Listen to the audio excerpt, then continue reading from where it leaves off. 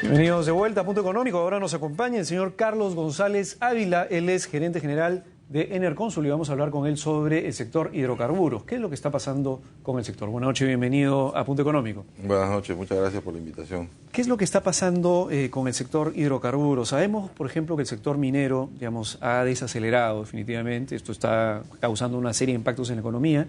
Y el sector hidrocarburos es un sector importante también, económicamente. El impacto a través, por ejemplo, de la energía es muy importante para las industrias, para que se mueva el país. ¿Cómo estamos en el sector de hidrocarburos? ¿Hemos mejorado? ¿Hemos caído? ¿Qué es lo que va a pasar en los siguientes años? Bueno, hay gente que cree que Perú es un país petrolero y este es realmente una quimera porque no somos un país petrolero. Estamos ahora produciendo apenas algo más de 60.000 barriles. Mientras producíamos... Nuestro mejor régimen de producción fue a inicios de los años 80 cuando llegamos a 195.000 barriles. Eso fue nuestro máximo rey de producción. Estamos 3 veces menos de lo que estuvimos en algún pico. Menos de la tercera parte de lo que estuvimos en nuestro mejor momento. Y entiendo que la línea de producción ha sido completamente descendente total. Ha habido ciertos hipos por algunas acciones, digamos, de medidas legislativas que han permitido subir un poquito la producción, pero no lo suficiente. Ahora, ¿qué pasa con el sector hidrocarburos respecto, por ejemplo, comparativamente al sector minero?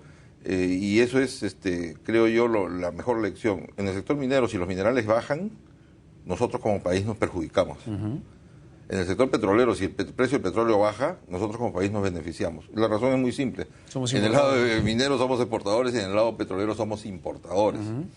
Entonces, cada día la situación se va agravando más. Ahora, de cada 3 barriles de petróleo que se procesan en el Perú, 2 barriles son importados. Y la situación sigue cayendo. Y hay una serie de medidas vamos a decir, de emergencia que están en camino, pero que, porque tienen defensores y porque tienen detractores, todavía en ese tira y afloja no aterrizan. Hay un proyecto de decreto supremo, por ejemplo, que anunció el Ministerio de Energía y Minas, donde está buscando prorrogar los contratos que van a vencer en estos próximos 3 años por 10 años más, porque la ley permite los contratos de 30 años. Y estos contratos se firmaron a comienzos de los 90 por 20 años y ya están por vencer.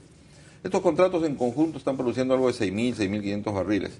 Entonces, prorrogar los contratos, el problema es que estos contratos ha comenzado a caer la producción, porque como ya está cerca el término del contrato, ya no se perfora pozos porque ya no habría plazo para recuperar la inversión. Entonces la producción se está cayendo a un ritmo mucho más acelerado de lo que históricamente viene cayendo. Entonces el Ministerio de Energía y Minas dijo, bueno, lo mejor que hay que hacer es prorrogar por 10 años el contrato, pero con la condición de que se pongan a perforar de inmediato. Vamos a ver un ratito el tema un poco más macro. Lo que quiero saber es, el sector hidrocarburos, ¿cómo impacta?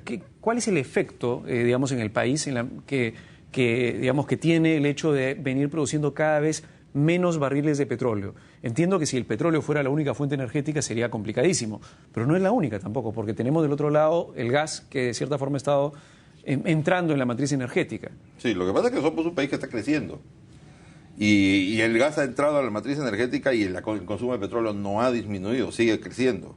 Ahora estamos en 180.000 barriles más o menos de consumo. O sea, seguimos consumiendo más petróleo y como somos un país que está creciendo, vamos a seguir consumiendo más petróleo, vamos a seguir demandando más petróleo. Lo peor que nos puede pasar es que ese petróleo que necesitamos tenga que ser importado. O sea, lo ideal y lo más lamentable es que tengamos que importar teniendo petróleo en el subsuelo. El problema es que hay trabas de orden económico que hacen inviable explotar ese petróleo. Eso quiere decir, la demanda de petróleo en nuestro país, ¿cómo ha venido? Tengo claro la foto de la oferta. La cantidad de producción de petróleo ha pasado de los 80 de casi 200.000, ha caído a poco más de 60.000. Claro, lo que pasa es que en los 80 exportábamos y consumíamos 90.000, 100.000. Ahora estamos consumiendo 160, 180.000 diarios y estamos importando. Entonces, y si somos un país que está creciendo y vamos a seguir creciendo a 6% anual, nuestra demanda energética va a aumentar también. Esa demanda de petróleo que estamos ahora en 160, 180.000 barriles diarios, ¿ha sido, sostenida? ¿Ha subido? No, ¿ha bajado? Creo que básicamente en los últimos 5 o 6 años es que ha habido un incremento sustancial en el consumo de petróleo. No obstante y a pesar de que hay gas, del ingreso del gas, O sea, a pesar del ingreso del gas, si no hubiera habido el gas, la situación sería mucho más complicada, ¿no? Porque todo el reemplazo, la migración que ha habido de demanda energética que pasó de petróleo a gas ha aliviado la demanda de petróleo. Claro, si no la demanda hubiera sido mucho mayor y hubiéramos tenido que importar más. Claro. Y el importar más tiene problemas de orden de balanza comercial, desde el punto de vista macro, y también tiene problemas del orden micro en el tema de las zonas petroleras. Por ejemplo, Talara. En Talara hay petróleo. Dicen los geólogos que en el subsuelo que se ha producido más o menos entre el 10 y el 15% de lo que hay en el subsuelo.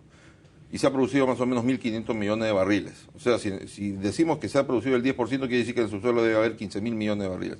Vamos a suponer que de esa cantidad de petróleo que hay en el subsuelo, lo recuperable sea el 50%. O sea, todavía tenemos para recuperar 4.000 o 5.000 millones de barriles más.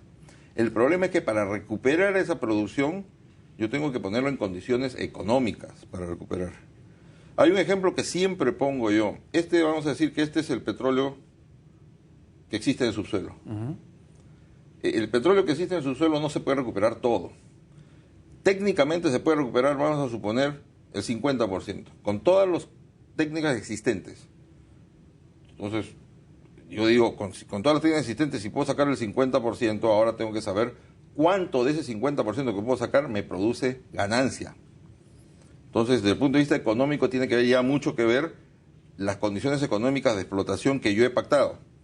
Si yo entrego un lote a un contratista y le pongo 80% de regalía, el límite económico para esa explotación es muy cercano. Entonces, voy a producir de repente el 10% y ahí planto, porque no es viable económicamente. Cuanto más bajo es el costo de producción, es como un sub y baja. Cuanto más bajo el costo de producción, más invierto. Y cuanto más invierto, más aumenta la producción. Por eso es que hay países como el Mar del Norte, muchos donde han implementado el shock de inversiones a través de un royalty holiday, un tax holiday, donde pusieron regalía cero inicialmente, solamente para impulsar la inversión, y después comenzaron a cobrar regalías. Entonces, acá no, pues acá tenemos, en Talara, tenemos lotes que pagan regalías del 50%, del 70%. Del 50% sobre... Del valor de la producción. O sea, yo produzco un barril de petróleo, se lo vendo a la refinería Talara de Petroperú a $100, y de esos $100, $50 se van al Tesoro Público como regalía. Y al inversionista le quedan 50. De esos $50, 20, $25 se van al costo de producción. Le quedan $25.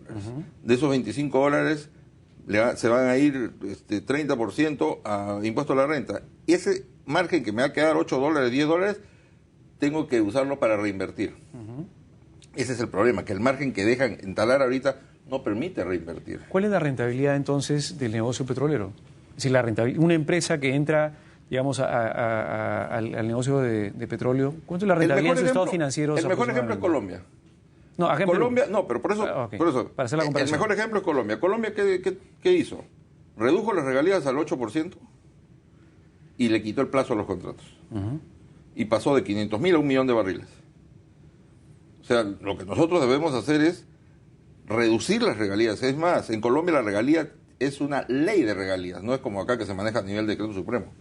Si acá nosotros tuviéramos, por ejemplo, una ley de regalías que diga la regalía mínima es 5% y la máxima es 30, 40, 50%, dependiendo del tipo de reservorio. Si yo encuentro un yacimiento, un reservorio rico, voy a pagar muy rápido regalías altas.